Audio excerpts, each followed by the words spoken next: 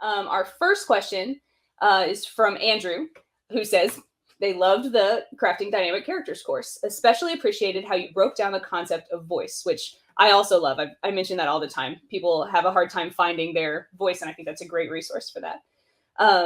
He says he liked the examples from novels you included. Can you mention any other authors you feel have a great grasp of voice, or any exercises you recommend beyond the ones in the course for developing this concept? Well, here's the great thing, Andrew. I forget what's in the course because I recorded it 2.5 years ago, and so it's all going to be news to me, even if it's not news to you. In terms of resources and kind of books that I feel are done really well, I would love to totally not answer that question and instead brainstorm a little bit and send a list after. Maybe you all can help post that somewhere in the community, add it as an additional document to the course. I don't know how, but whenever I'm put on the spot about book resources and novels that I love, I just completely freeze up. I do think that, so if we zoom out to voice, I do think voice is also genre dependent. So Andrew, if you want to chime in the comments about what specifically you're writing in terms of category, that might be helpful for me in recommending people, because a mystery, thriller, suspense voice is going to be pretty different than a romantic comedy voice, for example.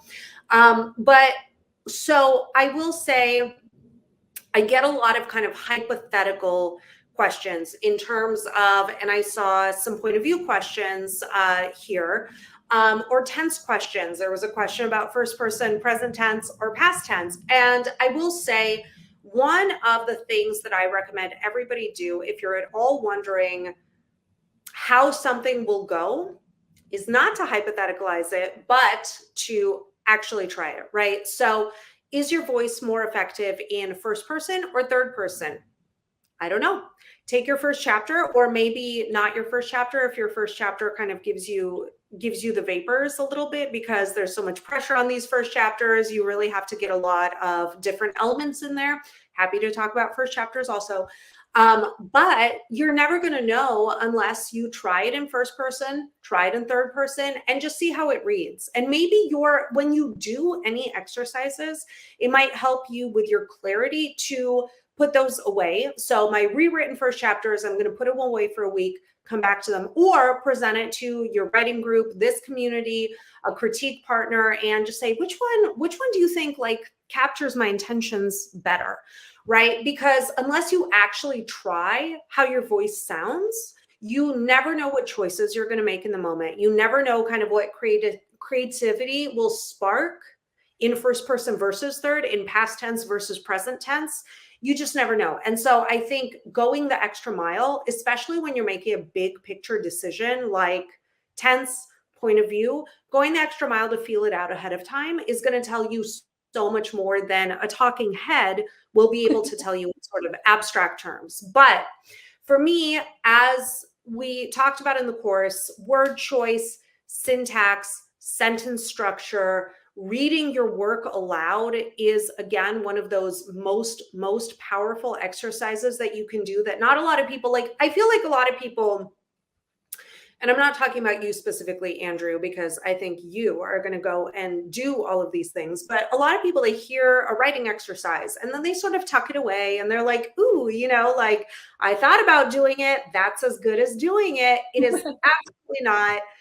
Like, all of these resources are only as powerful as your commitment to diving in and trying it. And if you don't like it, you never have to think about it again. You can burn my name in your burn book and just, I mean, don't do that. I'm a sensitive soul.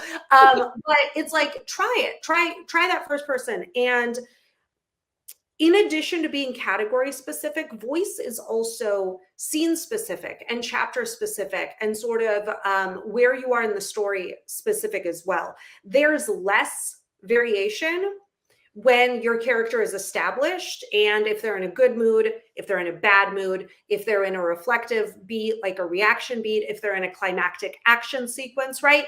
They're still kind of the same consistently throughout, but don't forget that when they just went into a scene, didn't get their objective for the scene, and are frustrated, their voice is going to be inflected with that emotion a little bit, and they are probably going to sound a little bit different.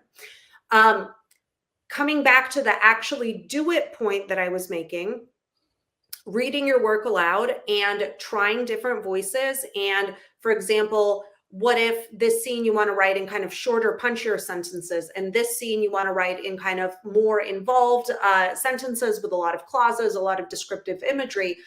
All of those things are available to you. You know to do all of those things. And I feel like the biggest disconnect for a lot of writers is actually then sitting down and doing the thing, right? And putting it away and feeling how it feels, because that's the thing that I can't dictate. I personally dislike a lot of first person present tense. And that's not to say I can't work with it. That's not to say that I don't see the value in it, but you have to know that I come into a lot of manuscripts when they're still being formed and where writers are not as confident in their voice. And so a lot of first person present tense doesn't really take advantages of doesn't take advantage of all of the great things about first person present tense. It tends to kind of be like, I sip my coffee, I look out the window, I think about this, I think about that. And it's a lot of I verb, and it's like, it's very sort of granular in terms of detail.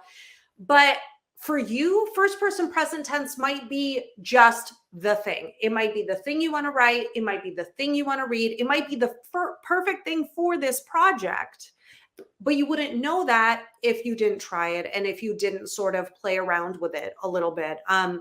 I do recommend making some of these decisions about tense, point of view, these sort of larger narrative decisions earlier in your drafting. It really does suck to have to change everything over from first person to third person, or from present tense to past tense if you do end up making that choice later. But sometimes we don't know. And sometimes we don't know until we type the end and it's like, oh, I'm going to have to go right back to it and turn it over into present tense. So is that a little bit of a cop-out answer? Absolutely. Do I owe you all some reading recommendations? Yes, I do. But I just think it's so, voice can be authorial voice, right? Sort of what you're known for as a writer. That develops over a long period of time from project to project. Then you kind of start, once your sample size grows, you can sort of say more confidently, I really love my imagery. I love my imagery. That's going to be part of everything that I do. Or it could be dialogue, take setting description and shove it. I love writing dialogue, but those are the things that you find out a little bit later. For now, focus on the voice of this piece, focus on the voice of this character, and experiment. I think that's kind of my biggest thing. And it's so open-ended that it can be very daunting, but it's like the button chair thing. At some point, you learn, you get all of these data points. At some point, you have to put the button chair and actually enact the things that you're learning and see the experience and how that feels and how it sort of reflects in your manuscript itself. I love that. I think that covered a lot of things that I thought of as well. And I'm also not going to list out novels because that's super subjective. But similar to what you said earlier, I would look a lot at novels that you love to read and what you love about them. So check out like your favorite things in your genre. I think there's a question about comps later, and we can talk about that more then. But books that are similar to your book and what you like about them. Do you like that they have a lot of description? Do you like that they have really punchy dialogue? Not necessarily that you have to copy your favorite authors, but what do you like to read? And a lot of times that's very similar to what you like to present. So that would be my suggestion as well. I would also, though, play devil's advocate and say, read widely, read as much as you can in your category, outside of your category, in writers you like outside of them, to discover new people. I mean, we are in a golden age, and And a lot of the people that you find on shelves are going to be at the absolute top of their game. And if you want to play the game and participate in the game, then knowing what the playing field actually looks like, and not just in such a narrow kind of scope of focus on your own category, on your own target audience. But I just say broaden your lens, because to me, you can't read enough. I completely disagree with the people who say, I don't want to pollute my creative well.